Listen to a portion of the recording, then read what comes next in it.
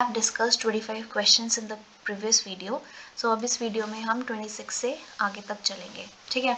So हमारा 26 question is disadvantage of improper disposal of sludge. ठीक है, सलेज क्या होता है? सलेज है हमारा वेस्ट वाटर जो कि हमारे घरों से निकलता है, जैसे जो हम बर्तन धोते हैं वो सिंक से जो पानी चला जाता है, या नहाते हुए जो पानी निकल जाता है, ठीक है, शावर वाला पानी, बाथ वाला पानी, वॉशिंग वाला पानी, ये सब हमारा सलेज है, ठीक है. सो इसमें क्या क्या है, डिसएडवांटेज क्या है? First, include the potential to contaminate soil. Soil contaminate करने का इसमें पोटेंशियल है. सेकेंड, वाटर रिसोर्सेस को पोल्यूट करने में इसका एक डिसएडवांटेज है. Favourable breeding condition for diseases vector. ठीक है, जो वेक्टर हमारे हैं अलग अलग जैसे मस्किटोज वगैरह, उनको फेवरेबल कंडीशन मिल जाता है अपना नंबर इंक्रीज करने के लिए, या ऑल ऑफ द अबव. ठीक है, सो गंदा पानी है उसमें क्या होगा, ये सभी चीज़ होगी. ठीक है, पोल्यूट भी करेगा, कंटामिनेट भी करेगा और फेवरेबल कंडीशन भी बनाएगा उनके ब्रीडिंग के लिए. नेक्स्ट 27th क्वेश्चन है, in the definition of epidemiology determinants generally include. ठीक है, तो जो हमारे एपिडेमियोलॉजी है उसमें जो हमारा डिटर्मिनेंट है उसमें क्या आता है? Host, causes and risk factor, control measures या सोर्सेज, क्या आता है? सो जो हमारा इसमें डिटर्मिनेंट्स है उसमें हमारा क्या आता है? Causes and risk factor. ठीक है, so it includes risk factor, agent and mode of transmission. ठीक है, सो हमारे ये तीनों चीज इसमें आ जाता है. Next is epidemiology as defined in this lesson would include which one of the following activities. ठीक है, ये थोड़ा लेंथी क्वेश्चन है, इसे पढ़ने में भी हल्का सा टाइम लगेगा. So A, describing that the demographic characteristic of person with acute aflatoxin in poisoning in district A. दूसरा है comparing the family history, amount of exercise and eating habits of those with और without newly diagnosed diabetes, recommending that restaurant be closed after implicating it as the source of hepatitis A outbreak, या all of the above. ठीक है, सो ये epidemiology जो हमने एक chapter पढ़ा है अपने नर्सिंग क्लासेस के टाइम पे, सो उसमें हमारे ये 3 पॉइंट्स दिए हुए हैं. ठीक है, जैसे कोई भी एक डेमोग्राफिक कैरेक्टरिस्टिक्स बता रहे हैं किसी पर्सन के, ठीक है, जिसको पॉइजनिंग हो चुकी है डिस्ट्रिक्ट ए में, उसके बारे में बता रहे हैं. ठीक है, एक ये पॉइंट है. दूसरा है फैमिली हिस्ट्री के को कंपेयर कर रहे हैं, अमाउंट ऑफ एक्सरसाइजेस को कंपेयर कर रहे हैं, ईटिंग हैबिट्स को कंपेयर कर रहे हैं उन लोगों के बीच में जिनको डायबिटीज़ है, पहले न्यू हुआ है और जिनको नहीं हुआ है. ठीक है, तीसरा है recommending that a restaurant be closed after implicating. ठीक है, एक रेस्टोरेंट है उसको हमने एक सोर्स बता दिया है हेपेटाइटिस ए के आउटब्रेक का.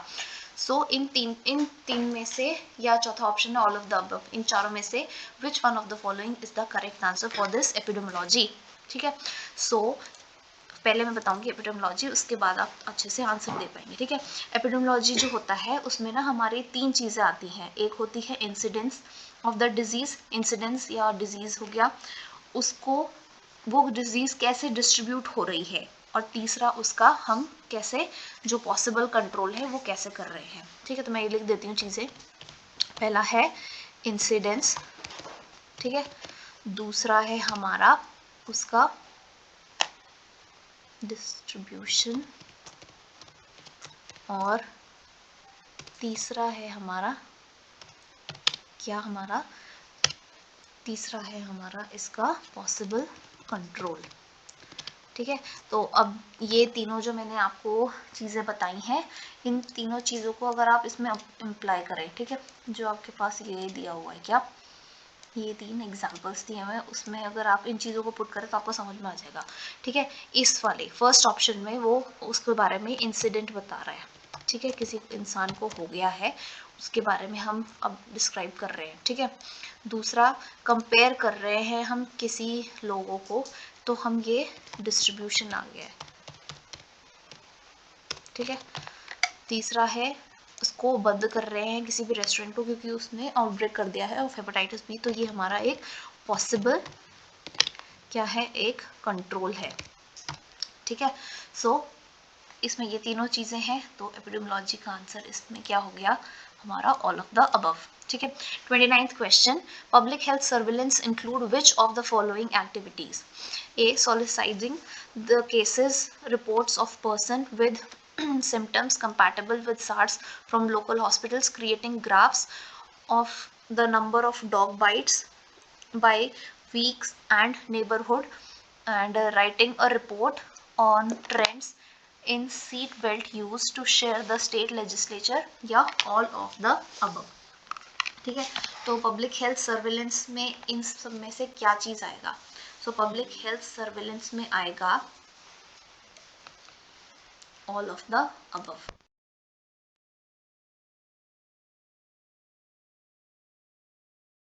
Next question is comparing numbers and rates of illness in community rates are preferred for। ठीक है। Conducting surveillance for communicable disease, deciding how many doses of immunoglobulin are needed, estimating subgroups at highest risk, and telling the physician which strain of influenza is more prevalent। ठीक है। तो हमने compare किया number और rate of illness एक community में। ठीक है। तो किस चीज का रेट को हम प्रेफर करेंगे? ठीक है। तो इन सब में से हम जो सब ग्रुप सबसे ज़्यादा रिस्क में है उसका ही हम रेट को प्रेफर करेंगे। क्यों? ताकि हम उसकी वजह से जो भी उसको हम अच्छे से हेल्थ इश्यूज जो हम प्रोवाइड करा सकते हैं हेल्थ कंडीशंस के अकॉर्डिंग उनको हम प्रोवाइड करेंगे। ठीक है। The epidemiologic triad of disease causation refers to. तो ट्राइड हमें पता है जो एपिडेमियोलॉजी का हमारा ट्रायंगल है उसमें हमारी तीन चीज़ें आती हैं। क्या क्या तीन चीज आती हैं? नंबर 1 एजेंट, ठीक है, नंबर 2 होस्ट, एंड नंबर 3 हमारा एनवायरनमेंट। ठीक है। ये हमारी तीन चीजें इसमें आती हैं, एजेंट, होस्ट एंड एनवायरनमेंट। ठीक है। Sorry for the disturbance.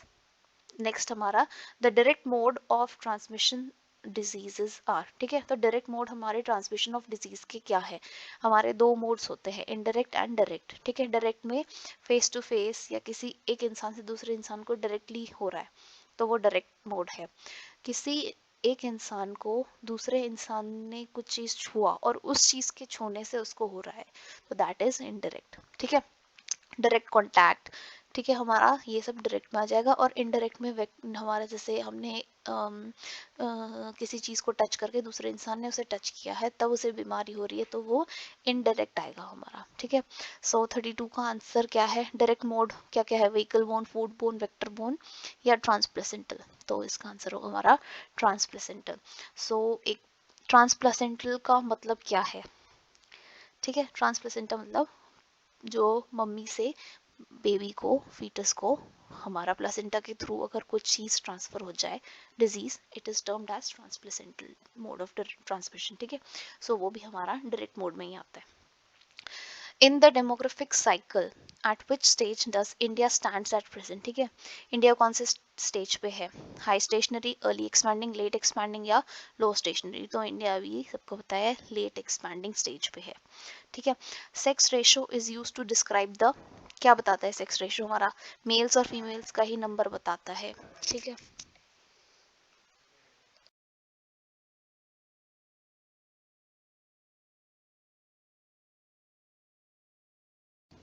सो इसमें हमारा आंसर होगा नंबर ऑफ फीमेल्स पर 1000 मेल्स।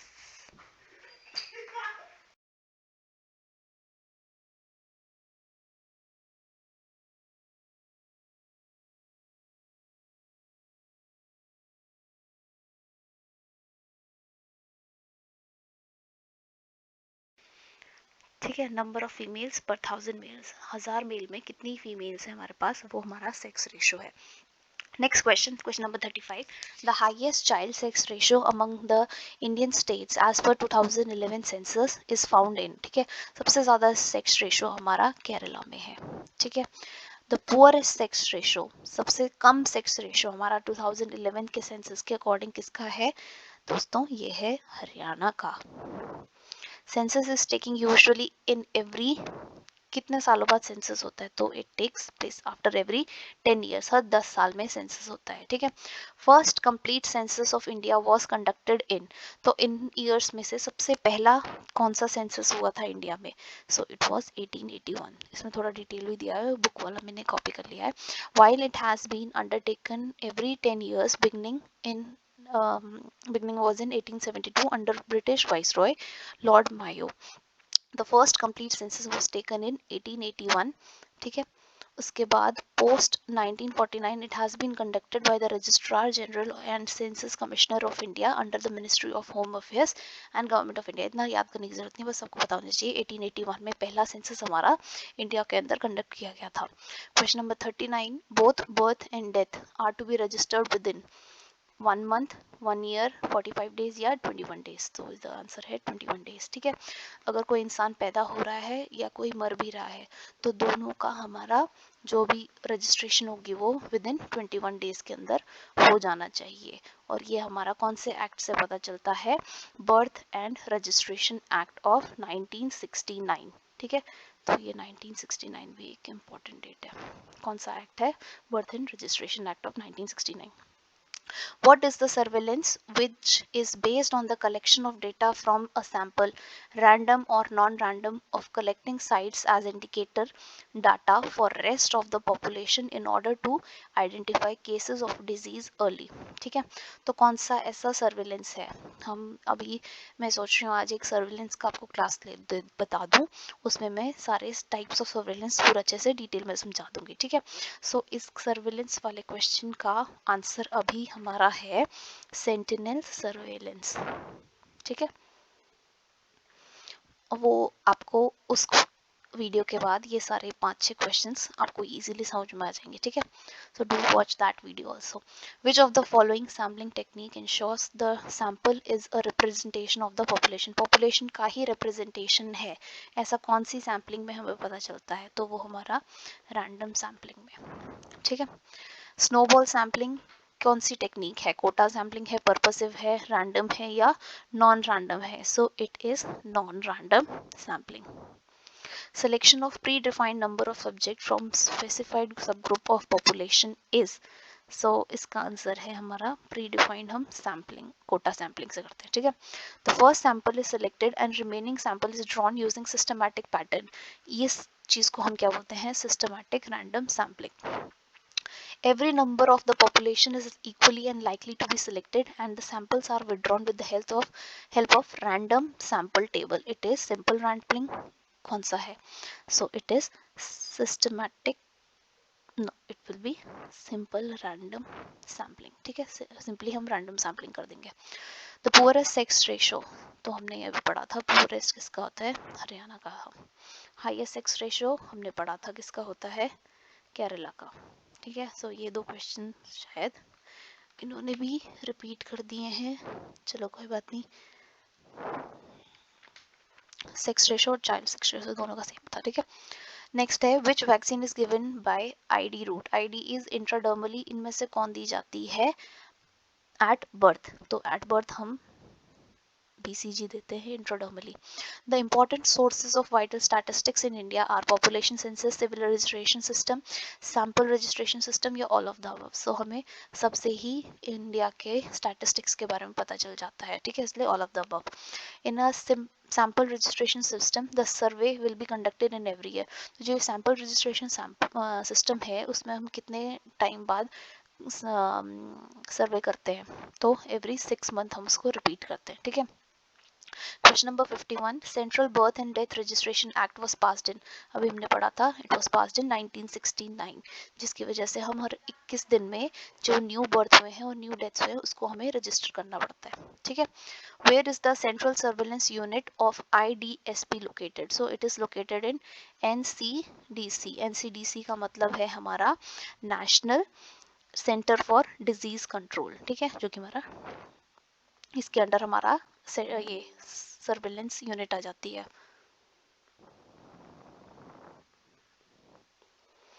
ठीक है। नेक्स्ट है हमारा 4 colour codes of bag in BMW, ठीक है, biomedical waste important, very important topic, ठीक है, इससे क्वेश्चन आता है और कलर कोडिंग तो सबको पता ही है, ठीक है। सो हमारे कितने कलर के बिन्स होते हैं, एक रेड होता है, एक येलो होता है, एक ब्लू होता है और एक हमारा वाइट होता है, ठीक है, वाइट इज न्यूली एडेड।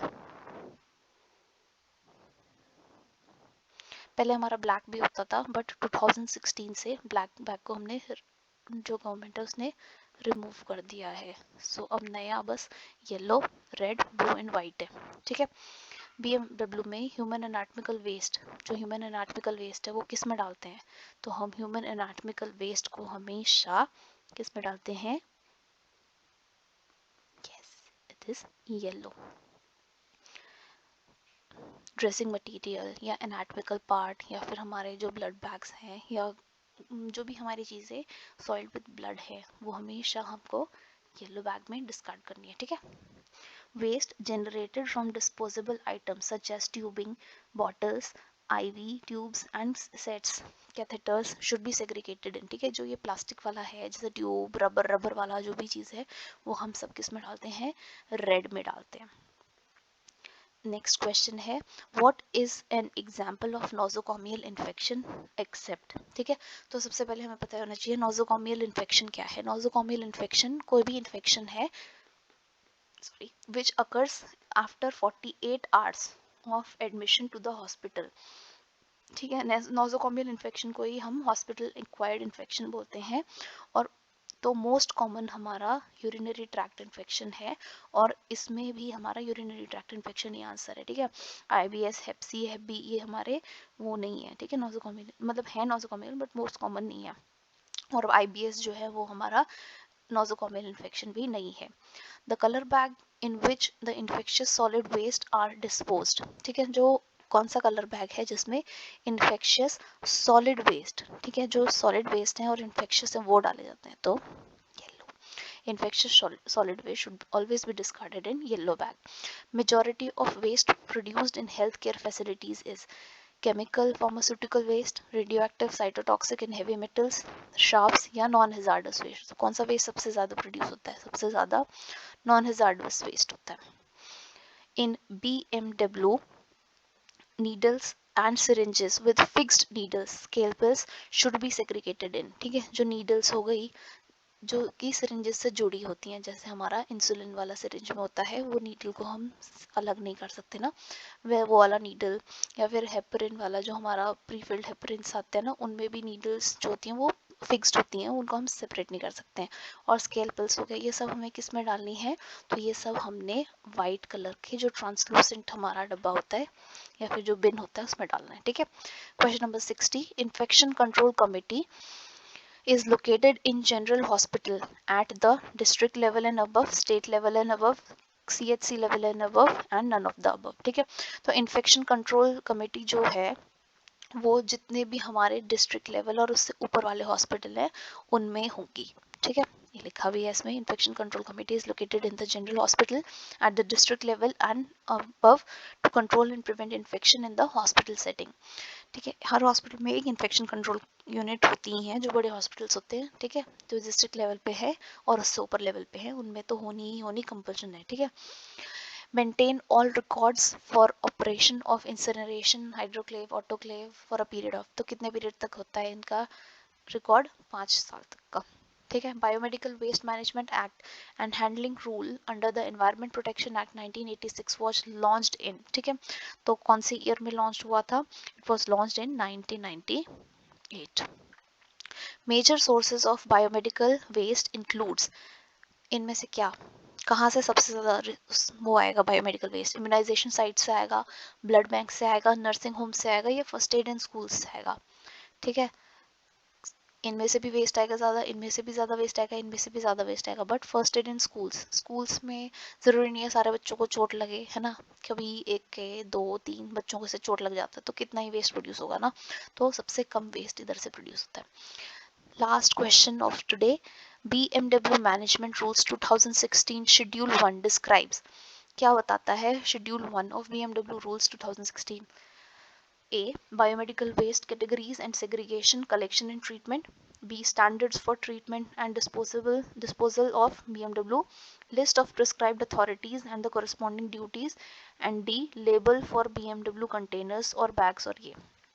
तो वो हमें किसके बारे में बताता है? It tells us about biomedical waste categories, कैसे उनको सेग्रीगेट करना है, कैसे उनको कलेक्ट करना है एंड कैसे उनका ट्रीट करना है. ये हमें BMW मैनेजमेंट रूल 2016 का शेड्यूल 1 बताता है. So I hope we were all good with all these 64 questions for today and I think अगर ये 64 क्वेश्चंस आप लोगों ने कर लिए आज तो आप कुछ पार्ट ऑफ कम्युनिटी को कंप्लीट कर चुके हैं. 1%, 2%, ठीक है. इनमें से बहुत सारे चीज़ ऐसे हैं जो हमारे हमेशा प्रीवियस ईयर्स में पूछे जाते हैं, रिपीटेड होते हैं, ठीक है. जैसे कमिटीज़ मैंने आपको बताया है, अलग अलग कमिटीज़ के क्वेश्चंस आते ही हैं. BMW बहुत इंपॉर्टेंट चैप्टर है हमारा, ठीक है. तो ये कुछ चीज़ें हैं इसमें, वो मैं आपको आगे आगे फर्दर जब मैं दूसरे सेक्शन में क्लासेस दूंगी तो मैं आपको क्लियर करते हुए चले जाऊंगी, ठीक है. सो नेक्स्ट क्लास में अभी दूसरा जो कम्युनिटी वाला दूसरा सेक्शन है उस वाले क्लास में मैं आपको अभी बताऊंगी सैम्पलिंग वाला टेक्निक्स, ठीक है. जो अभी ये 4-5 क्वेश्चन थे आपके पास सैम्पल वाले, वो आपको थोड़े समझ नहीं लगे होंगे बट आफ्टर रीडिंग ये वाले क्वेश्चंस, बट आफ्टर ये जो मैं आपको चैप्टर भी बताऊंगी थोड़ा सा 5-10-15 मिनट का शायद वीडियो होगा, उसके बाद आप इसको इजीली अंडरस्टैंड कर जाएंगे, आपको समझ में आ जाएगा. Okay, thank you, good night.